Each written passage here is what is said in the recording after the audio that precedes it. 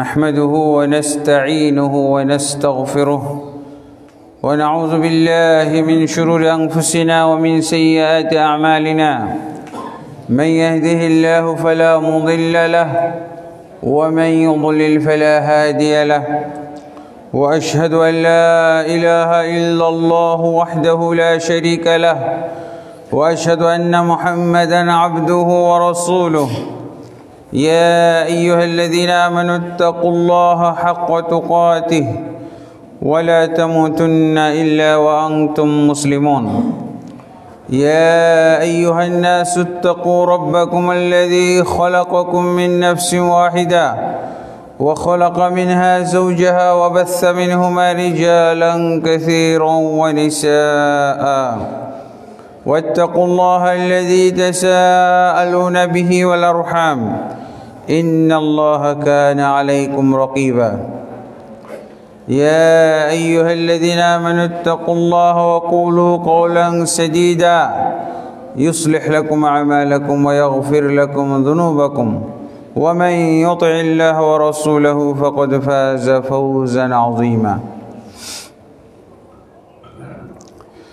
أما بعد فأعوذ بالله من الشيطان الرجيم قل يا أيها الكافرون لا أعبد ما تعبدون ولا أنتم عابدون ما أعبد ولا أنا عابد ما عبدتم ولا أنتم عابدون ما أعبد لكم دينكم ولي دين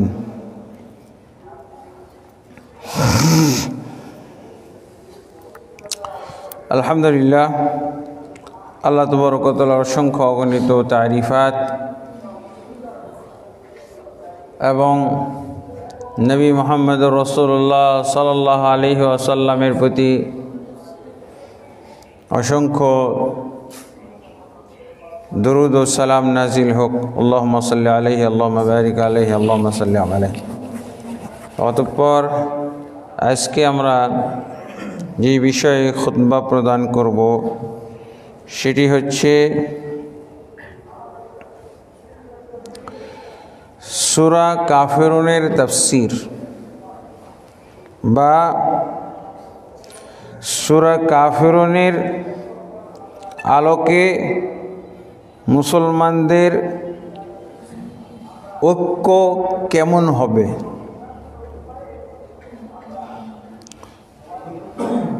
এই বিষয়ে আলোচনা করব ইনশাআল্লাহ।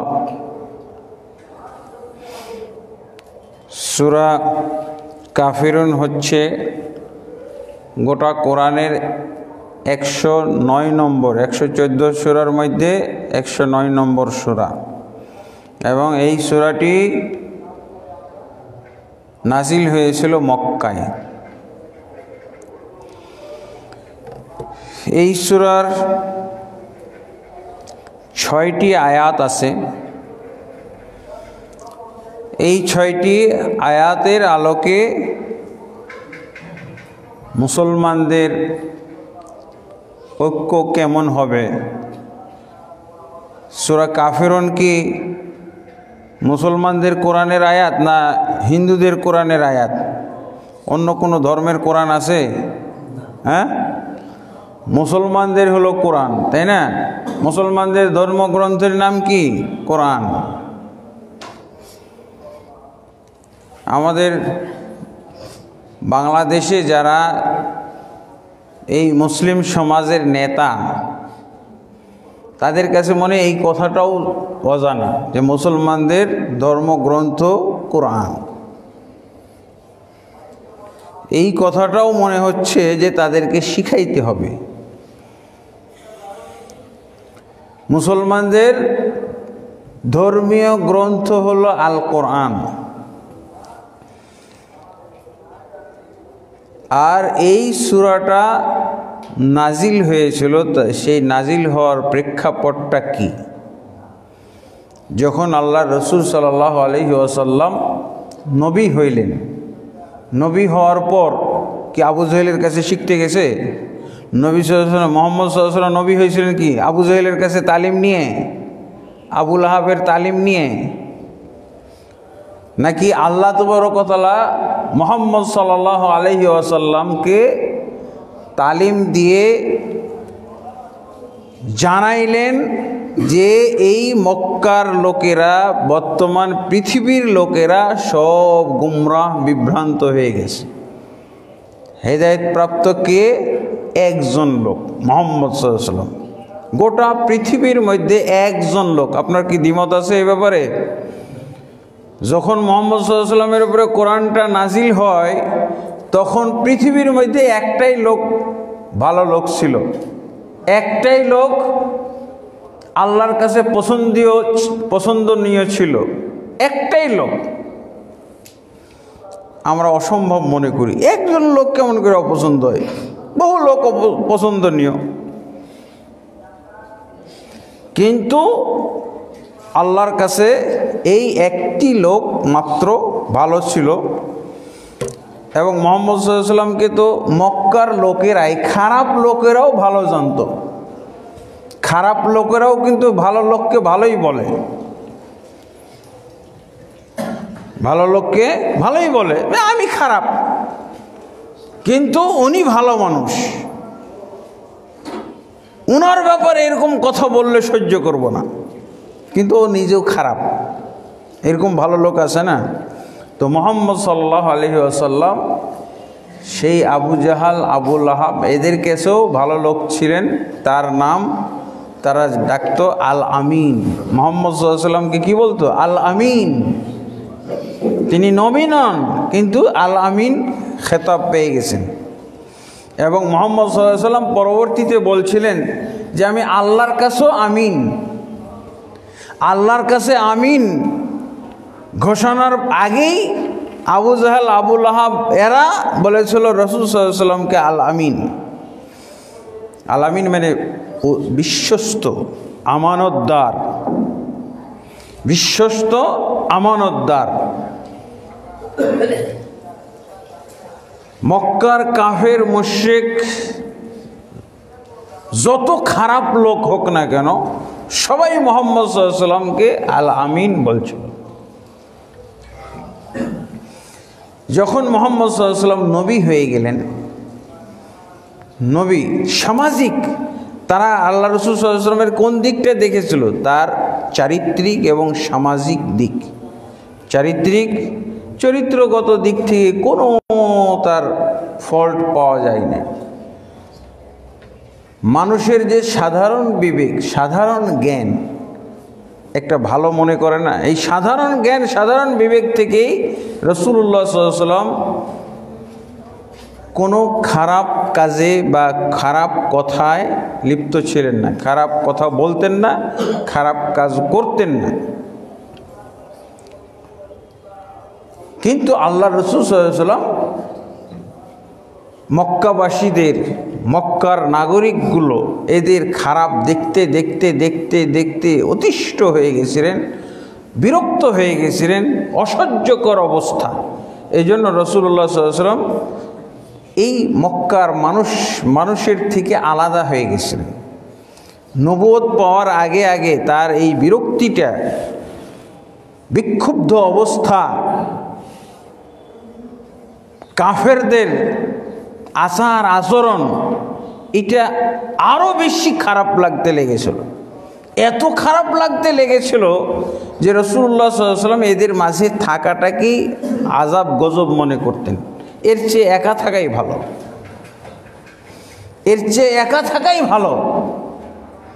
এই জন্য আল্লাহ রাসূল সাল্লাল্লাহু আলাইহি ওয়াসাল্লাম ওই যে গারে হেরা, জাবালুন নূর, হেরা পর্বত, এটা আগে হেরা বলতো, কিন্তু ওই পাহাড়ে আল্লাহ রাসূল সাল্লাল্লাহু আলাইহি ওয়াসাল্লাম পাহাড়ের চূড়ায় উঠে একটা গুহার মধ্যে নির্জনভাবে তিনি এগুলো নিয়েই চিন্তা করতেন যে কীভাবে শুধরানো যাবে, এই মক্কাবাসীকে এত খারাপ, এদেরকে কিভাবে ভালো করা যাবে, এই ধ্যান করতেন, এই চিন্তা করতেন। এবং আল্লাহ তাবারক ওয়া তাআলার কাছে শরণাপন্ন হইতেন। এইরকম একটা পর্যায়ে আল্লাহ রাসূল সাল্লাল্লাহু আলাইহি ওয়াসাল্লামের কাছে চলে আসলো কি? নবুয়ত, জিবরিল আলাইহিস সালাম চলে আসলেন সূরা আলাকের কিছু আয়াত সাথে নিয়ে। আল্লাহ রাসূল সাল্লাল্লাহু আলাইহি সাল্লামকে এসে জিবরিল আলাইহিস সালাম পড়তে বললেন, ইয়া মুহাম্মদ ইকরা, ইকরা ইয়া মুহাম্মদ, হে মুহাম্মদ ইকরা বিসমি রাব্বিকাল্লাযী খালাক, হে মুহাম্মদ আপনি পড়েন। আল্লাহ রাসূল সাল্লাল্লাহু আলাইহি ওয়াসাল্লাম কি বললেন, মা আনা বিকারি, আমি পড়তে জানি না, আমি কখনো লেখাপড়া করি নাই, আমি পড়তে পারবো না। কয়েকবার বলার পরও একই জবাব দিয়েছে, না আমি পড়তে পারি না, মা আনা বিকারি। তখন জিবরিল আলাইহিস সালাম আল্লাহ রাসূল সাল্লাল্লাহু আলাইহি ওয়াসাল্লামকে বুকে জড়িয়ে চাপ দিয়েছিলেন। এর মাধ্যমে আল্লাহ রাসূল সাল্লাল্লাহু আলাইহি ওয়াসাল্লামের জড়তা, ভয়, পারবো না, এই যে একটা মন মানসিকতা দূর হয়ে গেল। এবং আল্লাহ রাসূল সাল্লাল্লাহু আলাইহি ওয়াসাল্লাম প্রথম যে 5টি আয়াত নাজিল হইল, ইকরা বিসমি রাব্বিকাল্লাযী খালাক, খালাকাল ইনসানা মিন আলাক, ইকরা ওয়া রাব্বুকাল আকরাম আল্লাযী আল্লামা বিল কলম মা লাম আল্লামাল কলম, এই আয়াতগুলো নাজিল হয়। আল্লামাল ইনসানা মা লাম ইয়ালাম, এই আয়াতগুলো নাজিল হলো। আল্লাহ রাসূল সাল্লাল্লাহু আলাইহি ওয়াসাল্লাম এগুলো মুখস্থ করে ফেললেন এবং আল্লাহ রাসূল সাল্লাল্লাহু আলাইহি ওয়াসাল্লাম বেশ আতঙ্কিত হয়ে গেলেন, বেশ আতঙ্কিত হয়েছিলেন জিবরিল আলাইহিস সালামকে দেখে এই নির্জনতার মধ্যে। তো যাই হোক, এটাই ছিল রাসূলুল্লাহ সাল্লাল্লাহু আলাইহি ওয়াসাল্লামের নবুয়ত প্রাপ্তির ইতিহাস। এই যে আল্লাহ রাসূল সাল্লাল্লাহু আলাইহি ওয়াসাল্লাম চিন্তা করতেন জাতিকে নিয়ে, এলাকাবাসী, মক্কাবাসী, আরবদেরকে নিয়ে যে আল্লাহ রাসূল সাল্লাল্লাহু আলাইহি ওয়াসাল্লাম দুশ্চিন্তা করছিলেন, ভাবছিলেন, আল্লাহ তো বড়, কিন্তু লাভ তো হয় নাই। কোনো লাভ হয়েছিল? এবার আল্লাহর পক্ষ থেকে শুরু হইল এর ব্যবস্থা। মক্কাবাসী কেন, সারা পৃথিবীর মুসলমান, সারা পৃথিবীর মানুষ কিভাবে ভালো হবে সেই ব্যবস্থা আল্লাহ নাজিল করা শুরু করলেন। সে ব্যবস্থাটা কি? আল কোরআন। এই কোরআনের প্রথম সূরা এবং প্রথম এই 5টি আয়াত নাজিলের মাধ্যমে আল্লাহ রাসূল সাল্লাল্লাহু আলাইহি ওয়াসাল্লামের নবুয়ত জিন্দেগি শুরু হইল। আল্লাহ রাসূল সাল্লাল্লাহু আলাইহি ওয়াসাল্লাম এবার দাওয়াত দেওয়া শুরু করলেন। দাওয়াতের ক্ষেত্রে আল্লাহ রাসূল সাল্লাল্লাহু আলাইহি ওয়াসাল্লাম যেহেতু তাওহীদের দাওয়াত, তাওহীদের, আর সমাজে তখন কি ছিল? শিরক ছিল, কুফরি ছিল, দেবদেবী পূজা ছিল, মূর্তি পূজা ছিল। বাংলায় যেটাকে বলা হয় বহুত্ববাদ কায়েম ছিল। বহুত্ববাদ মানে বহু প্রকারের মাবুদ, বহু প্রকারের মানুষ ইবাদত করত, বহু কিছুর ইবাদত করত, এমনকি খেজুরের ইবাদত করত, খেজুর পূজা করত, গাছ পূজা করত, মূর্তি পূজা করত, এগুলো সব করত। আমাদের বর্তমান যুগে আবার ওই যে বহুত্ববাদ আসতেছে, হ্যাঁ, ধর্মনিরপেক্ষতা বাদ দিয়ে বহুত্ববাদ। এই জন্য আমি বলছিলাম যে আমাদের দেশের যে নেতাগুলো, এরা কি জানেও না যে মুসলমানদের একটা ধর্মগ্রন্থ আছে আল কোরআন? বহুত্ববাদ কি একজন পণ্ডিত বদিউল আলম মজুমদার নাকি কিছু রাষ্ট্র সংস্কারের প্রস্তাব করেছে, তার মধ্যে ধর্মনিরপেক্ষতা বাদ দিয়ে বহুত্ববাদ। আর বাংলাদেশের নামও নাকি চেঞ্জ হবে, গণপ্রজাতন্ত্রী বাংলাদেশ না হয়ে জনপ্রজাতন্ত্রী না কি বলতেছে, জনগণ প্রজাতন্ত্রী। হ্যাঁ, জনগণ, এই নামটা। যাই হোক, তো বহুত্ববাদ বহুত্ববাদ কখন ছিল? বহুত্ববাদ রাসূলুল্লাহ সাল্লাল্লাহু আলাইহি ওয়াসাল্লামের নবী হওয়ার আগে যে ধর্ম ব্যবস্থাটা ছিল, যে দৃষ্টিভঙ্গি ছিল, এইটার নাম হলো বহুত্ববাদ। মানুষ বহুত্ববাদে বিশ্বাসী ছিল। তাহলে আমরা সংস্কার করে কোথায় যাচ্ছি? প্রমোশনের দিকে না ডিমোশনের দিকে যাচ্ছি? আগে যেই কুফরি ছিল, ধর্মনিরপেক্ষতাবাদী তো কুফরি। এখন ধর্মনিরপেক্ষতাবাদ শব্দটা একটু অস্পষ্ট ছিল, এখন স্পষ্ট হয়ে গেল। কুফরি মতবাদটা আরও স্পষ্ট করে দেওয়া হলো বহুত্ববাদ। বহুত্ববাদ মানে বহু মাবুদের পূজা হবে, এখানে বহু মাবুদের পূজা হবে। তো বহু মাবুদের পূজাকারী লোক কত আছে? 90% তো মুসলমান। তো এই শব্দ দিয়ে কি বুঝাইতে চাই? মানে এই মুসলমানরাই কি বহুত্ববাদে এখন বিশ্বাসী হবে নাকি? ধর্মনিরপেক্ষতার আওতায় যে বিশ্বাস ছিল, এই বিশ্বাসের জ্বালাই তো ইসলাম আর মুসলমানরা অস্থির ছিল। আর এখন নিয়ে আসতেছে এর চেয়েও স্পষ্ট শব্দ কুফরি, এর চেয়েও স্পষ্ট কুফরি শব্দ, সেটা কি? বহুত্ববাদ। ওই লোকটা কি আসলে মুসলমান না? মুসলমানের, আমরা যে একটা কথা বলি, মুসলমানের ঘরে জন্ম। আমাদের বাংলাদেশের প্লে গ্রুপের ছাত্ররাও তো জানে যে মুসলমানদের ধর্মগ্রন্থের নাম হল আল কোরআন। আর সেই ধর্মগ্রন্থের মধ্যে একটা সূরার নাম হলো সূরা কাফিরুন। সূরা কাফিরুন 109 নম্বর সূরা। আচ্ছা, ওদেরকে জিজ্ঞাসা করতে হবে এই কোরআনটা পড়বে কে? 90% মুসলমান, এরা পড়বে না কোথায়? এটা কি পশু পাখিরা পড়বে? এটা কি সুন্দরবনে নিয়ে বাঘ ভল্লুককে পড়ানো হবে না? এই 90% মুসলমান পড়বে? এই 90% মুসলমানের দেশে এই সব আলতু ফালতু নেতা কিভাবে জন্ম নেয়? বহুত্ববাদ, ধর্মনিরপেক্ষতা বাদ দিয়ে নাকি বহুত্ববাদ এখন চলবে। বহুত্ববাদ শব্দ মানে সরাসরি কুফরি শব্দ। আগেরটা এত সরাসরি ছিল না।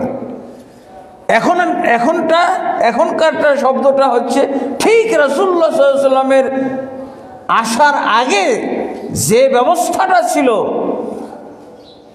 যেই ধর্মীয় অবস্থাটা ছিল, সেটাকে বলা হয় বহুত্ববাদ কায়েম ছিল। সেই বহুত্ববাদ কি আবু জাহেলেরই বংশের লোক নাকি আল্লাহ জানে? ইসলাম ধর্মের লোক তো বলাই যায় না, উপায় নাই। এই কথাটা বলার সাথে সাথে ওর ইসলাম তো আর 14 গোষ্ঠীর ইসলামও থাকবে না। বহুত্ববাদ সে যদি এখানে আমাদের সংবিধানের মধ্যে সে ইনক্লুড করে, তাহলে তো আরও খারাপ হইল।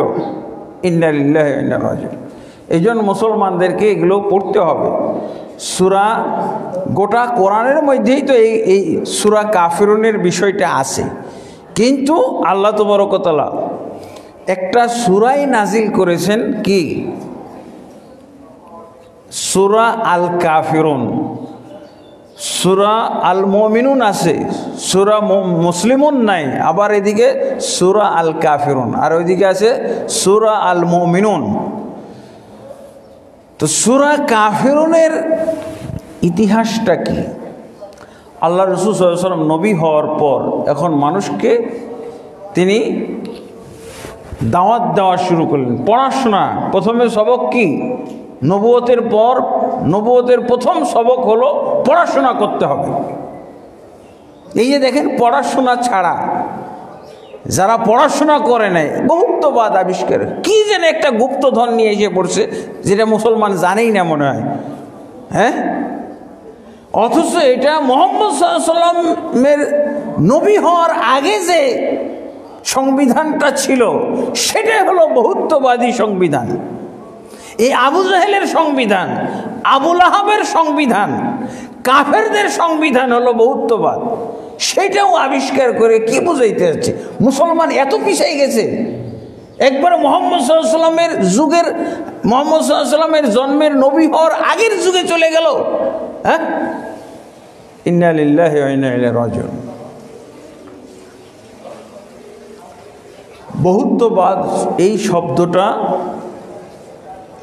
ধর্মনিরপেক্ষতাবাদের চেয়েও মারাত্মক মারাত্মক মারাত্মক কুফরি বহন করে। আল্লাহ তাবারক ওয়া তাআলা এই জাহেলদেরকে, আবু জাহেলদেরকে আল্লাহ তাবারক ওয়া তাআলা শিক্ষার ব্যবস্থা করুন, আল্লাহুম্মা আমিন। মনে হয় না এরা এই দেশে জন্মগ্রহণ করেছে, মনে হয় না ওদের বাপ মা মুসলমান, মনে হয় না ওর আশপাশে কোনো মুসলমান সে দেখেছে, মনে হয় না সে কোনো মসজিদ দেখেছে, মনে হয় না সে কোনো ইমাম দেখেছে, মনে হয় না সে কোনো খতিব দেখেছে, মনে হয় না সে একজন মুসলমান এই পর্যন্ত চোখে দেখেছে। মুসলমান চোখে দেখে নেই। কোরআন তো পরের কথা।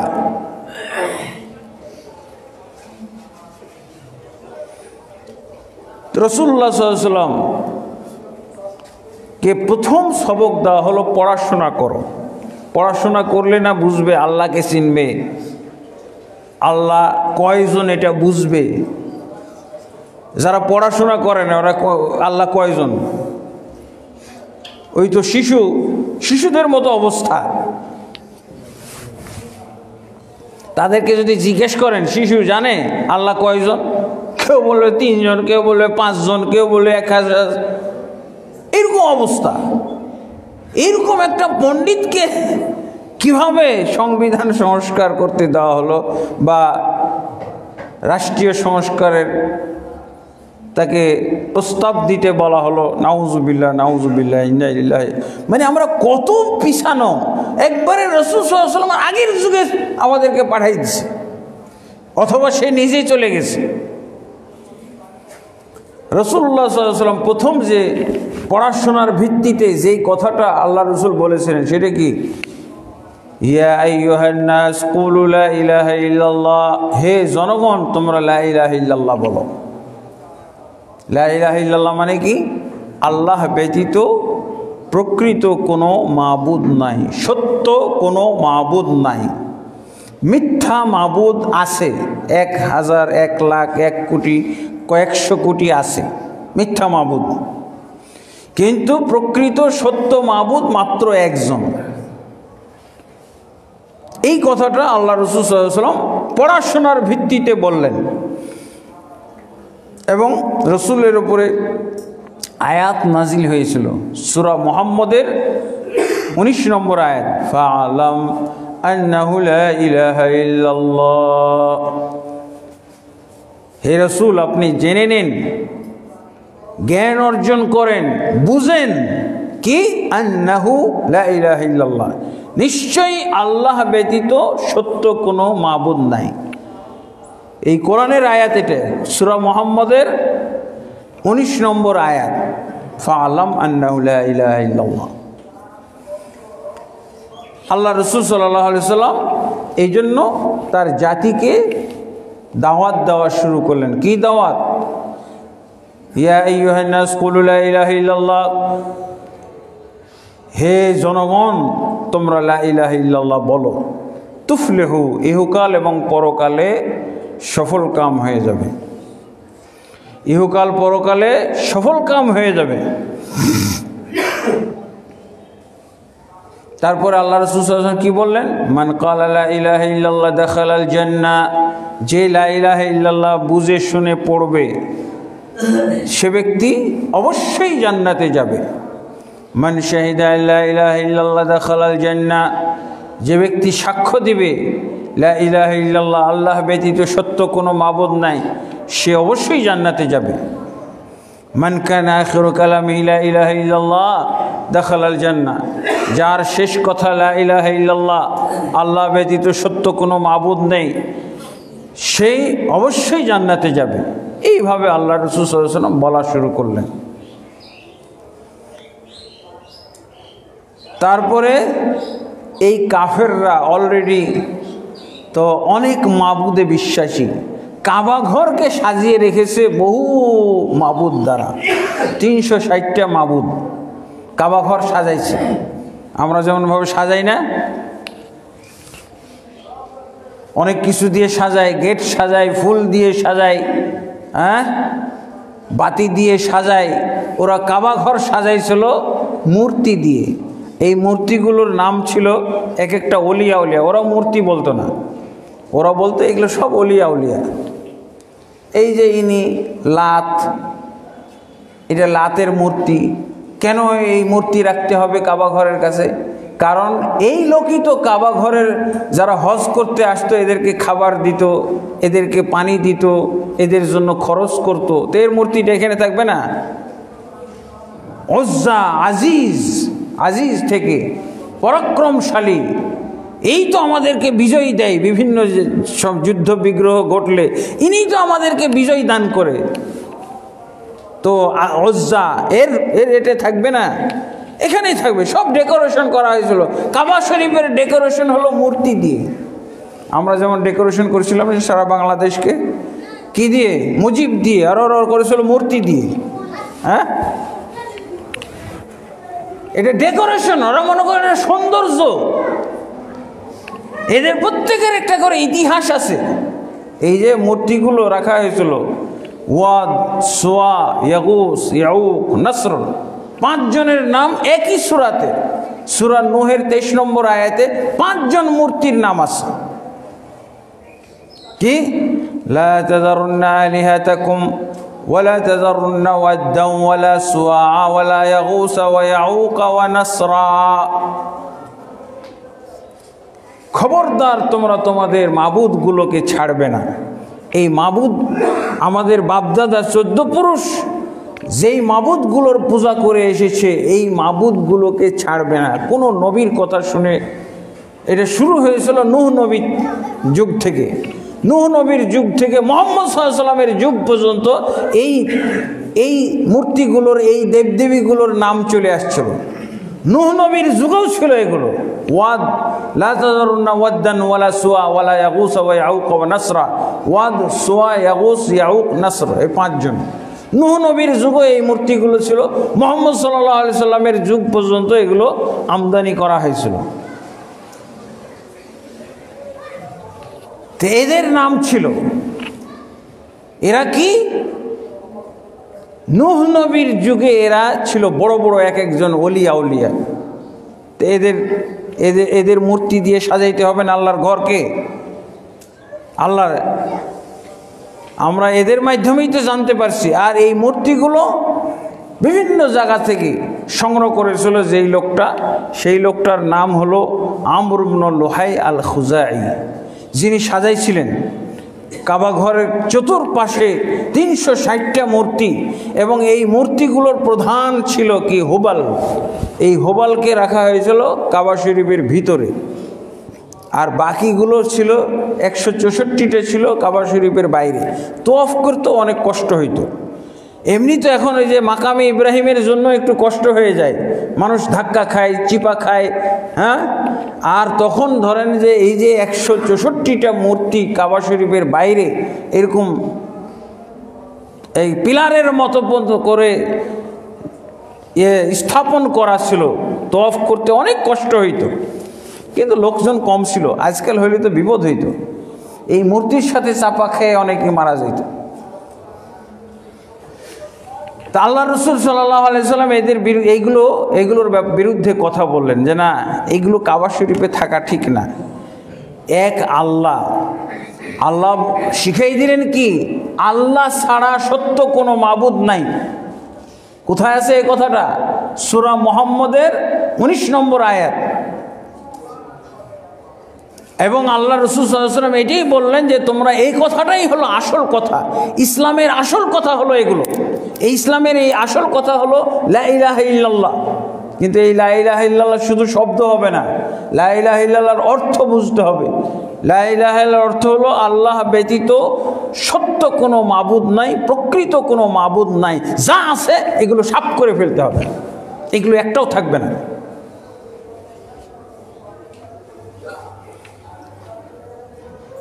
আল্লাহ রসুল সাল্লাল্লাহু আলাইহি ওয়াসাল্লাম যখন শক্তি ছিল না, তখন আল্লাহ রসুল এগুলো বিরুদ্ধে বলতেন খালি, কিন্তু একটাও ভাঙেননি। এগুলোর বিরুদ্ধে বলতেন কিন্তু ভাঙেনি একটাও।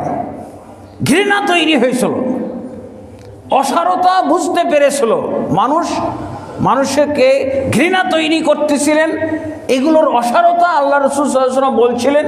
কিন্তু মক্কা বিজয়ের দিন এগুলো ভেঙে সব সাফ করে ফেলেছিলেন। মক্কা বিজয় যেদিন হয়, মক্কা বিজয় মানে কি? মক্কা বিজয়ের দিন মক্কাতে শুধু মুসলমান ছিল, কাফের একজনও ছিল না। কাফের যারা ছিল তারা সব পালিয়ে গেছিল ভয়ে। মুসলমানদের ভয়ে মূর্তি পূজক যারা ছিল, এই মূর্তিগুলোকে মহব্বত যারা করত, যারা পূজা দিত, এরা একটাও নাই। মক্কা বিজয়ের দিন একজনও ছিল না, সব বাইরে বাইরে পালিয়েছিল। তখন মূর্তি পূজা করার লোকই নাই, তো কে এগুলো রাখবে? তখন আর যারা আছে তারা তো আল্লাহ রাসূল সাল্লাল্লাহু আলাইহি ওয়াসাল্লামের মাধ্যমে বুঝতে সক্ষম হয়েছে, বুঝে ফেলেছে এগুলোর কানাকড়িও মূল্য না, এগুলো হলো বরং আল্লাহর দুশমন। এগুলো কাবা ঘরের দুশমন, এগুলো কাবা ঘরের জন্য আবর্জনা, এগুলো কাবা ঘরের জন্য ময়লা। এগুলোকে সাফ করে ফেলা হলো। জাআল হাক্কু ওয়া যাহাকাল বাতিল ইন্নাল বাতিলা কানা যাহুকা। হক এসে গেছে, আর এই মূর্তি থাকার কোনো সুযোগ নাই।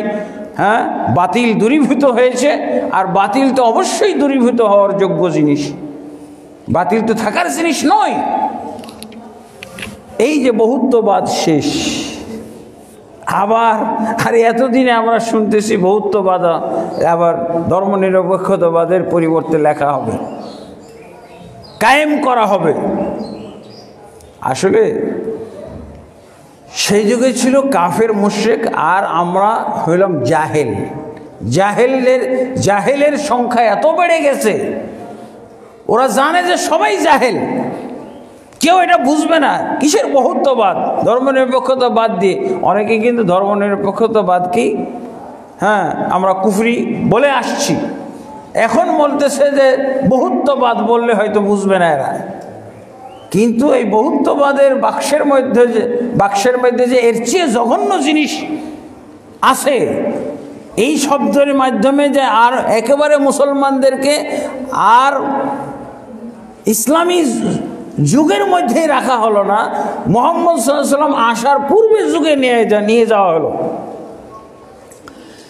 আল্লাহ রাসূল সাল্লাল্লাহু আলাইহি সাল্লামের এই দাওয়াতটাই আবু জাহেল, আবু লাহাব এরা সহ্য করতে পারছিল না। এই যে কালেমার দাওয়াত, আল্লাহ রাসূল সাল্লাল্লাহু আলাইহি ওয়াসাল্লাম কিন্তু সালাতের দাওয়াত দেয় নাই।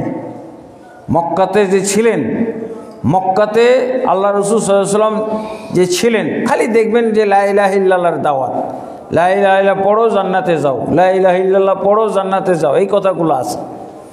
কারণ কি, তখন দ্বিতীয় রুকন নামাজ ফরজই হয় নাই। ইসলামের দ্বিতীয় পিলার না, ইসলামের দ্বিতীয় রুকন, দ্বিতীয় ফরজ, এটা তো ফরজই হয় নাই তখন। ফরজ হয়েছে এটা 11.5 বছর পর।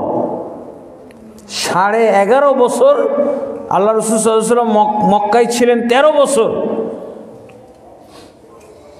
13 বছর, 11.5 বছর পার হওয়ার পর বা 12 বছর পার হওয়ার পর নামাজ ফরজ হইল মেরাজের রাত্রে। এই জন্য আল্লাহ রাসূল সাল্লাল্লাহু আলাইহি ওয়াসাল্লাম মক্কাবাসীদেরকে সবসময় বলতেন লা ইলাহা পড়ো জান্নাতে যাও। কিন্তু আল্লাহ রাসূল সাল্লাল্লাহু আলাইহি ওয়াসাল্লাম এই কথাটা বলছিলেন যে মান মাতা ওয়া হুয়া ইয়ালামু আন্নাহু লা ইলাহা ইল্লাল্লাহ দাখালাল জান্নাহ। যে ব্যক্তি লা ইলাহা ইল্লাল্লাহ পড়বে, বুঝে শুনে লা ইলাহা ইল্লাল্লাহর ব্যাপারে জ্ঞান অর্জন করে, জ্ঞান সহকারে, পড়াশোনা সহকারে যারা লা ইলাহা পড়বে, তারা জান্নাতে যাবে। আল্লাহ রাসূল এই কথাটা বুঝাইছিলেন, এবং এটাই বুঝেছিল আবু জাহালরা। এই জন্য তারা কালেমা পড়ে নাই। কালেমা বুঝার অর্থ কি? যে এই মূর্তিগুলো সব ভেঙে ফেলতে হবে, আর মূর্তিগুলো ভেঙে ফেললে সব তাদের বাপদাদা 14 পুরুষ সব জাহেল, মূর্খ, বর্বর সাব্যস্ত হয়ে যায়। কিন্তু ওরা বাপদাদাদেরকে জাহেল, মূর্খ, বিবেকহীন, বুদ্ধিহীন এইটা তারা বলতে পারতো না, এটা ভাবতেও পারতো না। যার জন্য তারা বাপদাদা 14 পুরুষ থেকে যে এই মূর্তি পূজা, দেবদেবী পূজা, এইগুলোর উপরে তারা এসেছিল, এটাই ঠিক রাখার চেষ্টা করেছিল। শেষমেশ আল্লাহর রাসূল সাল্লাল্লাহু আলাইহি সাল্লামের সাথে আবু জেহেল আবু জেহেল একটা আপোষ করার চেষ্টা করলো। আপোষ, যে মোহাম্মদ তোমার কারণে তো গোটা মক্কায় এখন অশান্তির আগুন জ্বলতেছে, ঘরে ঘরে অশান্তি। কিসের অশান্তি ছিল এটা জানেন? বিভক্তি। দুই দলে বিভক্ত হয়ে গেছিল, মক্কাবাসী দুই দলে বিভক্ত হয়েছিল, এবং এই বিভক্তিটা ঘরে ঘরে চলে গেছিল। এই বিভক্তি ছিল কল্যাণজনক একটা বিভক্তি।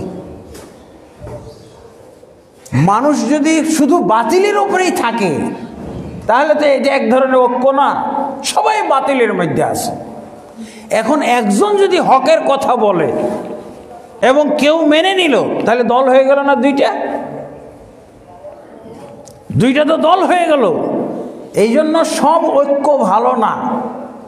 কুফরির ওপরে যেই ঐক্য, শিরকের ওপরে যেই ঐক্য, এই ঐক্য ইসলাম পছন্দ করে না, এই ঐক্য আল্লাহ পছন্দ করে না, এই ঐক্য কোরআনের দৃষ্টিতে ঘৃণিত ঐক্য, কুফরি ঐক্য, বাতিলের ওপরে ঐক্য, এইটা চলবে না। মুহাম্মদ সাল্লাল্লাহু আলাইহি ওয়াসাল্লাম কে আবু জাহেলরা এটাই দোষ দিত যে মোহাম্মদ তোমার কারণে আমাদের সমাজটা লণ্ডভণ্ড হয়ে গেল, সমাজ দুই ভাগে বিভক্ত হয়ে গেল।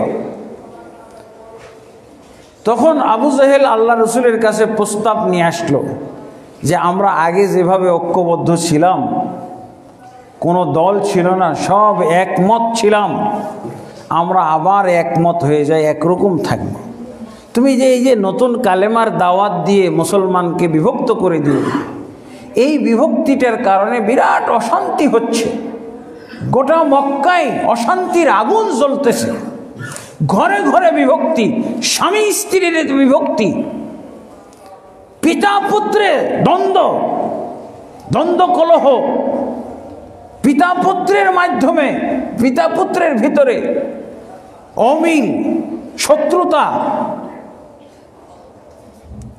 আবু বকর রাদিয়াল্লাহু আনহু হয়তো তার পিতাকে মেরেছিলেন। আবু বকর রাদিয়াল্লাহু আনহু, আবু বকর মক্কাতে কোনো যুদ্ধ হয় নাই, যুদ্ধ ছাড়া। আর যুদ্ধ অবস্থায় আবু উবাইদা ইবনুল জাররাহ তার পিতাকে হত্যা করেছিলেন। আবু বকর রাদিয়াল্লাহু আনহু, আবু বকর একটা নেতৃস্থানীয় লোক না, নামি আবু বকর রাদিয়াল্লাহু আনহু ধনী লোক ছিল, কিন্তু আগে ইসলামের কারণে উনি, ইসলামের জন্য তার সমস্ত সম্পদ বিলিয়ে দিয়ে উনি গরিব হয়ে গেছিলেন।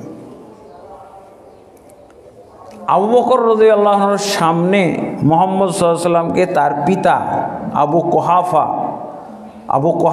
আবু বকর রাদিয়াল্লাহু আনহুর পিতার নাম হলো আবু কুহাফা। আবু বকর রাদিয়াল্লাহু আনহুর সামনে গালি দিচ্ছে মুহাম্মদকে। এই মুহাম্মদ একটা ফিতনাবাজ, কোথার থেকে জন্ম নিল, হঠাৎ করে কি সে পেল, এসে আমাদের মধ্যে দ্বন্দ্ব লাগাই দিল। মুহাম্মদকে গালিগালাজ করতেছে। আল্লাহ রাসূল আবু বকর রাদিয়াল্লাহু আনহু সহ্য করতে পারেননি, কষে থাপ্পড় মেরে দিয়েছে পিতাকে। যাই হোক, এগুলোর ব্যাপারে আল্লাহর পক্ষ থেকে প্রশংসা নাজিল হয়েছে। এইসব বিষয়ে আমরা তো এগুলোকে কি বলি? আদব আর বেআদব। ইসলামের বিরুদ্ধে কথা বললে, যে ইসলামের বিরুদ্ধে কথা বলবে তার সাথে কোনো আদব টাদব নাই। সে পিতা হোক, যাই হোক না কেন, তার সাথে অন্য জায়গায় খাতির। তাকে আপনি তার রুচিসম্মত খাবার দেন, সে কত টাকা চাই দিয়ে দেন, সে কি খেতে চাই দেন, কিন্তু সে ইসলামের বিরুদ্ধে কথা বললে তখন সে পিতা থাকবে না, সে তখন ভাই না, সে তখন আমার আত্মীয় না, সে তখন কেউ না। আর যদি ইসলামের বিরুদ্ধে না বলে তাহলে, এবং ইসলামের সাথে সাংঘর্ষিক কোনো কথা না বলে, তাহলে সে আমার ভালো, তার সাথে সদ্ব্যবহার সব আছে।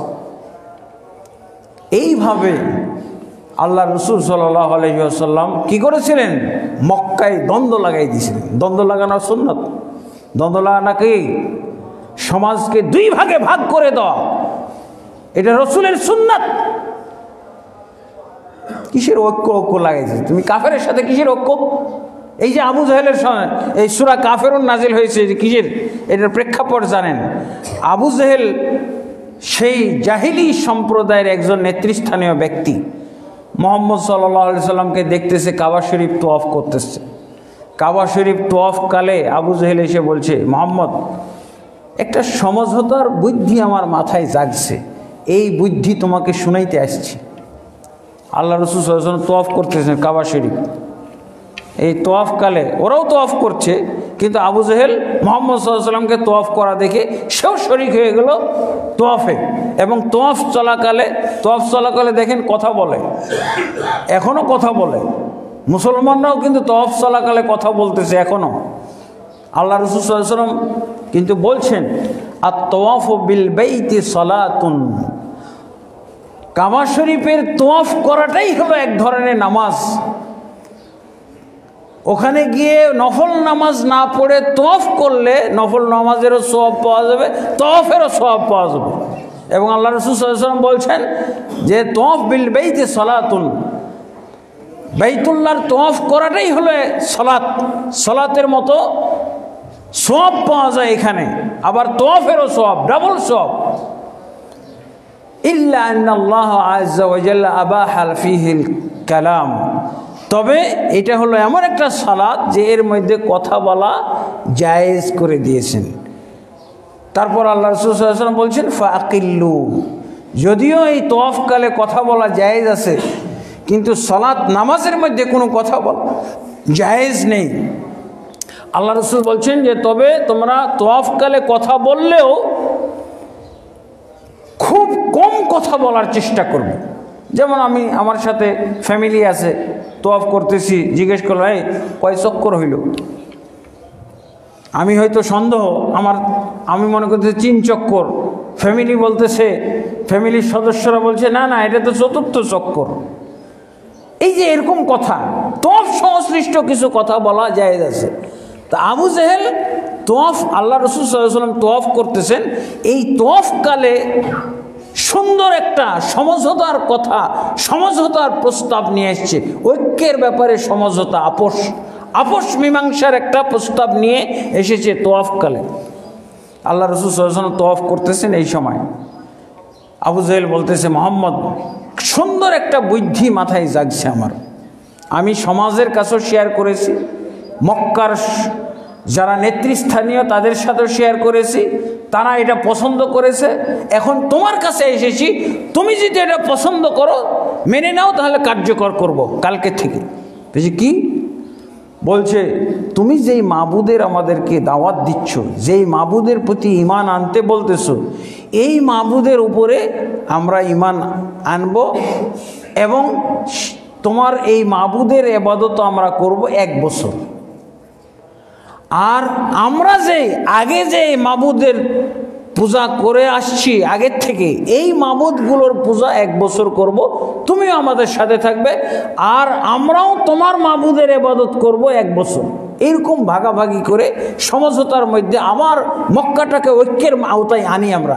আমরা মক্কাবাসীরা বিভ্রান্ত হয়ে গেছি, 2 দলে বিভক্ত হয়ে গেছি। এই বুদ্ধি যদি আমরা কাজে লাগাই, এই বুদ্ধি যদি কাজে খাটাই, তাহলে এইভাবে আবার আমরা সমঝোতায় পৌঁছব, আমাদের মধ্যে আবার ঐক্য ফিরে আসবে, আমরা সব শান্তিতে বসবাস করতে পারব। কি প্রস্তাব? আবু জাহেলের প্রস্তাবে ঐক্যবদ্ধ হওয়া যাবে? হ্যাঁ, আবু জাহেল যেই প্রস্তাব দিল মুহাম্মদ সাল্লাল্লাহু আলাইহি ওয়াসাল্লাম, তাহলে ঐক্যের মর্ম মর্যাদা কাফেররাও বুঝে, কিন্তু তাদের প্রস্তাব কোনো মুসলমান মানতে পারে না। পারবে? মুহাম্মদ সাল্লাল্লাহু আলাইহি ওয়াসাল্লাম কি উত্তর দিবেন এই প্রশ্নের? এই প্রস্তাব যে নিয়ে আসলো, আর কত সুন্দর জায়গায় আমরা যে সংসদ ভবনে যে পরামর্শগুলো করি, এরকম জায়গা কি ওই কাবা ঘর নাকি? এরকমই পবিত্র জায়গা সংসদ ভবন। পৃথিবীর মধ্যে সবচেয়ে পবিত্র জায়গায় প্রস্তাবটা আসতেছে, এবং তোয়াফ কালে, তোয়াফ চলতেছে, তোয়াফ অবস্থায় আবু জাহেল প্রস্তাব দিল। মুহাম্মদ সাল্লাল্লাহু আলাইহি সাল্লাম কি বললেন? মুহাম্মদ সাল্লাল্লাহু আলাইহি সাল্লাম কি উত্তর দিবেন এইটার আল্লাহ অপেক্ষাই করেননি, মুহাম্মদ সাল্লাল্লাহু আলাইহি ওয়াসাল্লামের উপরে এর উত্তর দেওয়ার দায়িত্ব দেননি। আল্লাহ নাজিল করে দিলেন সূরা কাফিরুন। সূরা কাফিরুন, এই যে আবু জেহেলের প্রস্তাবের উপরে ভিত্তি করে আল্লাহ আসমান থেকে সূরা কাফিরুন নাজিল করে দিলেন। যেমনভাবে সূরা মুমিনুন আছে কোরআনের মধ্যে, সূরা কাফিরুনে দেখেন, এই সূরা কাফিরুন 6টা আয়াত। আমাদের বাংলাদেশে এই পর্যন্ত ধর্মনিরপেক্ষতাবাদের আওতায় এই সূরা কাফিরুনের মাত্র একটা আয়াত আমল হয়ে আসছে। ধর্মনিরপেক্ষতার অনুযায়ী, ধর্মনিরপেক্ষতার দাবি অনুযায়ী সূরা কাফিরুনের মাত্র একটা আয়াত আমল করা জায়েজ আছে। ভালো করে আমার কথা বুঝে আসতেছো? সূরা কাফিরুনের আল্লাহ যে মুহাম্মদ সাল্লাল্লাহু আলাইহি ওয়াসাল্লামকে আবু জেহেলের এই প্রস্তাবের, ওই ঐক্যের প্রস্তাবের উপরে ভিত্তি করে আল্লাহ যে মুহাম্মদ সাল্লাল্লাহু আলাইহি ওয়াসাল্লামকে যেই জবাব শিখাইলেন, সেই জবাবটার নামই হলো সূরা কাফিরুন, 109 নম্বর সূরা। এই সূরা কাফিরুনের মধ্যে 6টা আয়াত আছে। ধর্মনিরপেক্ষতার কারণে আমাদের দেশের প্রেসিডেন্ট, প্রধানমন্ত্রী, মন্ত্রী, এমপি চেয়ারম্যান যারা ক্ষমতায় থাকে, যারা এই পর্যন্ত রাষ্ট্র চালাইছে, শাসন করেছে, এই ধর্মনিরপেক্ষতা মাত্র সূরা কাফিরুনে একটা আয়াত পড়ার এবং আমল করার অনুমতি দিয়েছে, মাত্র একটা। কোনটা জানেন? 6 নম্বর আয়াত, 1 নম্বরটাও না। ধর্মনিরপেক্ষতা, এই জঘন্য ধর্মনিরপেক্ষতা সূরা কাফিরুনের 6টা আয়াতের মধ্যে মাত্র একটা আয়াত অনুমোদন করেছে। আয়াতটা কি? 6 নম্বরটা, লাকুম দীনুকুম ওয়ালিয়া দীন। এটা হলো 6 নম্বর আয়াত। এই ভণ্ডের দল আগের 5টা আয়াত গেল কোথায়? আগের 5টা আয়াত গেল কোথায়? তুই যে মুসলমান, তোর আগের 5টা আয়াত জানতে হবে না? শুরু করলি 6 নম্বর আয়াত দিয়ে। আচ্ছা, 6 নম্বর আয়াত ঠিক আছে, এতগুলো সরকার বদল হয়ে চলে গেল যে এই 6 নম্বর, তুই উল্টা দিক থেকে আয়াত সূরা আমল করা শুরু করলি, তো 5-এ যা, 5-এও আর যাইতে পারবেন না। এই বহুত্ববাদের মাধ্যমে এই 6 নম্বর আয়াতও শেষ, 6 নম্বর আয়াতও চলবে না। বহুত্ববাদ মানে কি? আপনাকে স্বীকার করতে হবে, সব কুফরি স্বীকার করতে হবে। ইন্না লিল্লাহি ওয়া ইন্না ইলাইহি রাজিউন। এখানে কি বলা হয়েছে এর তর্জমা শুনবেন? বাংলাদেশে তো এটা ধর্মনিরপেক্ষতাতেই তো উপরের 5টা আয়াত তর্জমা নিষিদ্ধ, তর্জমা করা যাবে না। কিন্তু তর্জমা করলে কি হবে? আপনি হয় জঙ্গি, না হয় সন্ত্রাসী, আয়না ঘর। বুঝেছেন? সূরা কাফিরুনের যে শুধু 6 নম্বর আয়াত পড়া জায়েজ আছে, তাই না? আমাদের প্রধানমন্ত্রীও বলতেন না, অনেক পাঠ করতেন সূরা কাফিরুনের 6 নম্বর আয়াত, লাকুম দীনুকুম ওয়ালিয়া দীন। তোমাদের জন্য তোমাদের ধর্ম, আমাদের জন্য আমাদের ধর্ম, বাস ধর্মনিরপেক্ষতাবাদ। আচ্ছা, উনিও যে মুসলমান, আমি শুনেছিলাম একজন এমপি সাহেব বলছিলেন যে আমাদের প্রধানমন্ত্রীর ভ্যানিটি ব্যাগে সবসময় একটা কোরআন থাকে। তো ওই কোরআনে কি সূরা কাফিরুনের 6টা আয়াত ছিল না? বলেন। এই যে বিতাড়িত ধর্মমন্ত্রী, ওনার ভ্যানিটি ব্যাগে সবসময় নাকি একটা কোরআন থাকতো। ওটা যে কোন কোরআন দেখি নাই কখনো। 1 আয়াত বিশিষ্ট কোরআন। ওটা কয় আয়াত বিশিষ্ট? আমরা কি শুনি? কোরআনে কতগুলো আয়াত আছে? 6,600 না, 600 না, 234টা আয়াত, 6,666। এগুলো হলো বাতিল কথাবার্তা। যাই হোক, এতগুলো আয়াত, কিন্তু ভ্যানিটি ব্যাগে যে কোরআনটা ছিল ওইটার মধ্যে এতগুলো 6,000 না, মাত্র একটা আয়াত ছিল। সেটা হলো সূরা কাফিরুনের এই যে 6 নম্বর আয়াতটা ছিল। আপনি পুরো কোরআন খুঁজে দেখেননি তো, বলছিল ভ্যানিটি ব্যাগে কোরআন থাকে। আর একটা কথা শুনতাম কি, উনি রাত্রে তাহাজ্জুদ পড়েন, 5 ওয়াক্ত ফরজ নামাজ পড়েন, এটা কেউ বলে না এখন কোনোদিন। সূরা কাফিরুনের 6 নম্বর আয়াতে কখনো সূরা 5 নামাজ পড়ার কথা নাই, নামাজ পড়া চলবে না। ইন্না লিল্লাহি ওয়া ইন্না ইলাইহি রাজিউন। এই যে সূরা কাফিরুনের মধ্যে কি বলা হয়েছে? 1 নম্বরে আমাদের তো জানা দরকার সূরা কাফিরুন, তাহলে হিসাবটা অঙ্কের নিয়মটা কি ভাই? 100 থেকে শুরু হবে, 199, 98।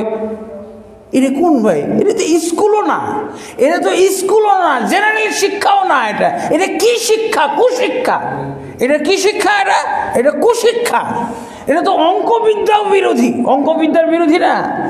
আরে ভাই, অঙ্কের হিসাব হলো 1 থেকে উপরের দিকে যাবে, উপর থেকে এইদিকে আসবে কেন? আমরা তো 99, 199, 98, 97, 96, এটা তো গণনা না। গণনা হলো 1, 2, 3, 4। কিন্তু ধর্মনিরপেক্ষতা, ইসলাম ধর্মের সাথে যে বদ আচরণটা করেছে সেটা হলো 6 থেকে গণনা শুরু হয়েছে। কিন্তু এই 6 নম্বর আয়াত আর পার হয় নাই।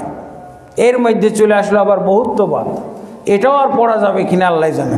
বহুত্ববাদ কায়েম হয়ে গেলে তখন আবার নবীর অপেক্ষা করা লাগবে। নবী কি আসবে নাকি? হ্যাঁ, মুহাম্মদ সাল্লাল্লাহু আলাইহি ওয়াসাল্লামের আগে কি ছিল?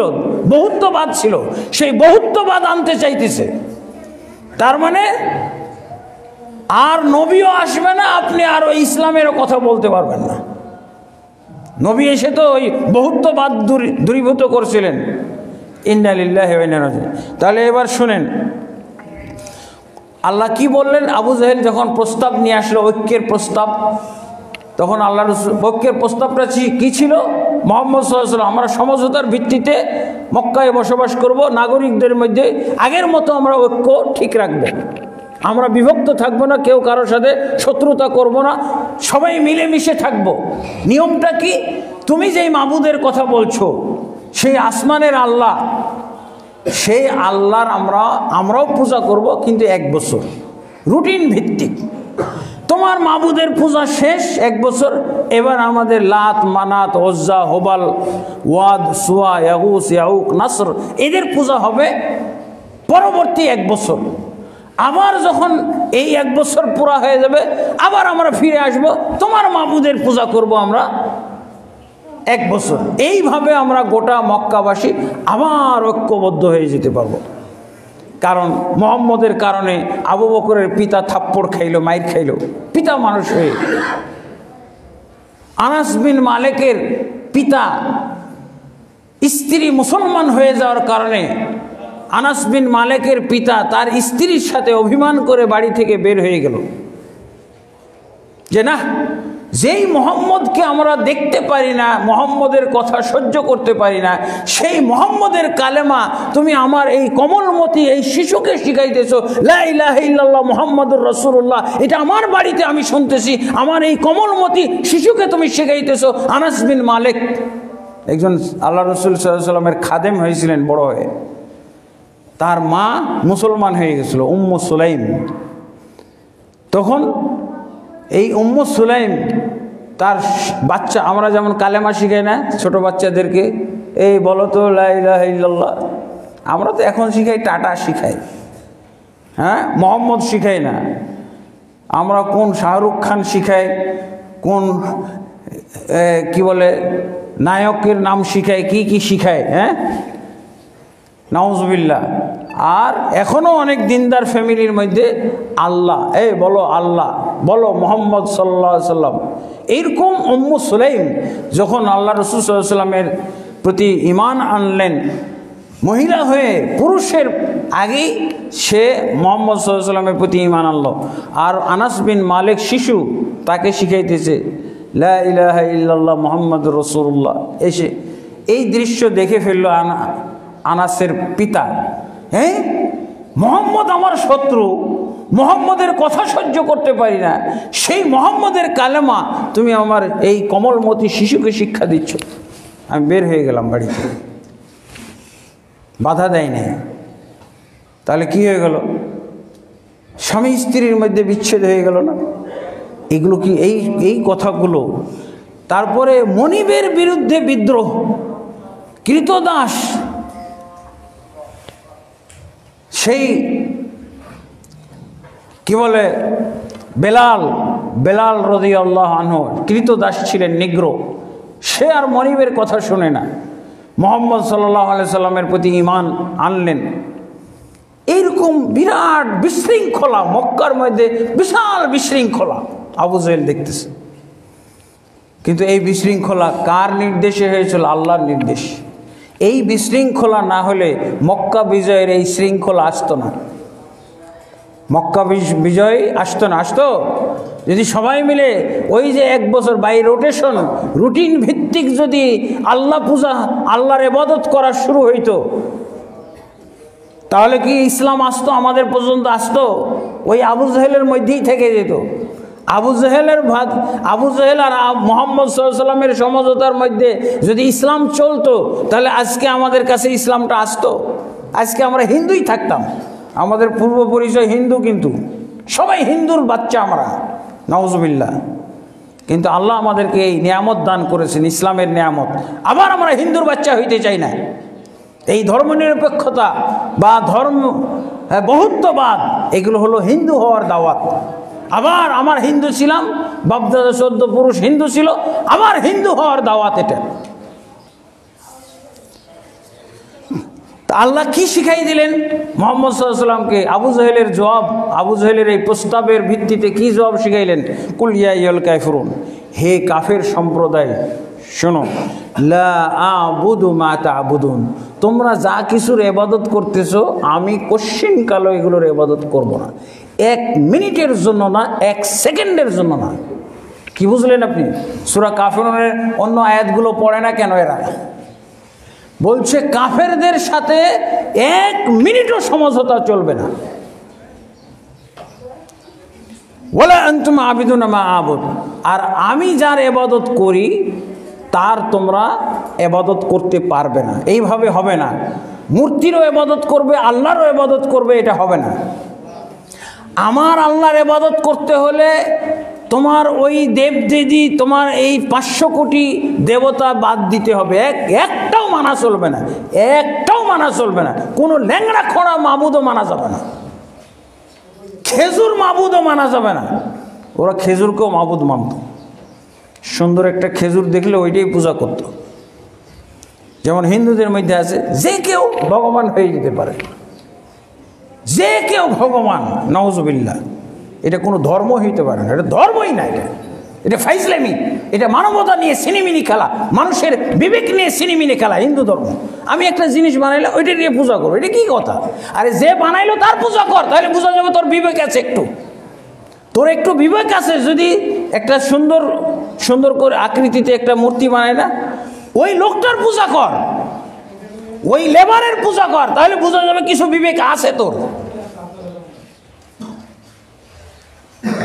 তারপরে কি বলা হচ্ছে 4 নম্বর আয়াত, ওয়ালা আনা আবিদুম মা আবাদতুম, এবং তোমরা যেই নিয়ম নীতিতে ইবাদত করো এই নিয়ম নীতি আমি মানি না। ওরাও কিন্তু কাবা ঘরের তওয়াফ করতো, কাবা ঘরের তওয়াফ করতো না, কিন্তু বলছে উলঙ্গ হয়ে তওয়াফ করলে সওয়াব বেশি, উলঙ্গ হয়ে তওয়াফ করলে সওয়াব বেশি, আল্লাহর কাছে হজ কবুল হবে, উমরা কবুল হবে। এটি ছিল নাউজুবিল্লাহ তাদের একটা নিয়ম। বলছে তোমাদের রীতিনীতিতে আমি ইবাদত করি না। ওয়ালা আনতুম আবিদুনা মা আবুদ, এবং আমি যেই নিয়ম নীতিতে ইবাদত করি সেই নিয়ম নীতিতে তোমরা ইবাদত করো না। নিয়ম নীতিতেও মিল দেওয়া যাবে না। ওরা যেই নিয়ম নীতিতে, ওরা বলছে আমরা ফুল দিয়ে পূজা করি, আমি বলছি না, আমরাও ফুল দিয়ে পূজা করি, কিন্তু আমরা আমাদের নেতার কাছে ফুল দেই, আমরা পিলারের কাছে ফুল দেই। তোমরা পাথরের কাছে ফুল দাও, আমরা পিলারের কাছে। 3টা পিলার বানানো হয় না, এটার নাম রাখছে কি জানে, শহীদ মিনার বা শহীদ স্মৃতিসৌধ, কি নাম রাখে। লা আবুদু মা তা'বুদুন, তোমরা যেই নিয়ম নীতিতে ইবাদত করো এই নিয়ম নীতিতে আমি ইবাদত করি না। আমার ইবাদত হবে কি, আল্লাহ তাবারক ওয়া তাআলা মসজিদে গিয়ে হাত তুলে বিভিন্নভাবে দোয়া কালামের মাধ্যমে, তারপরে লাস্ট মুহূর্তে কি এই আয়াতটা এসেছে, তোমরা যদি একান্তই আমার মাবুদ না মানো তাহলে তোমার দিন তোমার, আমার দিন আমার, এই সমঝোতা নিয়ে আসবে না। তোমরা তোমাদের দিন পালন করো, আমি আমার দিন পালন করি, এই মিলানো যাবে না, আলাদা থাকবে, তুমি আলাদা আমি আলাদা। এই প্রেক্ষাপটে লাকুম দিনুকুম ওয়ালিয়া দিন আসছে। এটা তোমার ধর্ম নিরপেক্ষতা লালন পালনকারীর জন্য লাকুম দিনুকুম ওয়ালিয়া দিনের আয়াত নাজিল হয় নাই। ফালতু কোথাকার, কিসের তুমি অজ্ঞ মূর্খ? তুমি লাকুম দিনুকুম, তোমার এই নাপাক মুখ দিয়ে লাকুম দিনুকুম ওয়ালিয়া দিন পড়াটাই ঠিক না। খবরদার তুমি তোমার মুখ দিয়ে এই কোরআনের এই পবিত্র আয়াত পাঠ করবে না। তোমার মুখ দিয়ে এই লাকুম দিনুকুম ওয়ালিয়া দিন পাঠ করা মানে কোরআনের অপবিত্রতা, কোরআনকে নাপাক বানানোর অবস্থা। তুমি ধর্মনিরপেক্ষ, তুমি বহুত্ববাদে বিশ্বাসী, তুমি আমার কোরআনের একটি আয়াতও পাঠ করতে পারবে না। আল্লাহ তাবারক ওয়া তাআলা আমাদেরকে বুঝার তৌফিক দান করুন। আল্লাহুম্মা আমিন। আস্তাগফিরুল্লাহ লি ওয়া লাকুম ওয়া লিসাইরিল মুসলিমিন ফাস্তাগফিরু ইন্নাহু আল গফুরুর রহিম।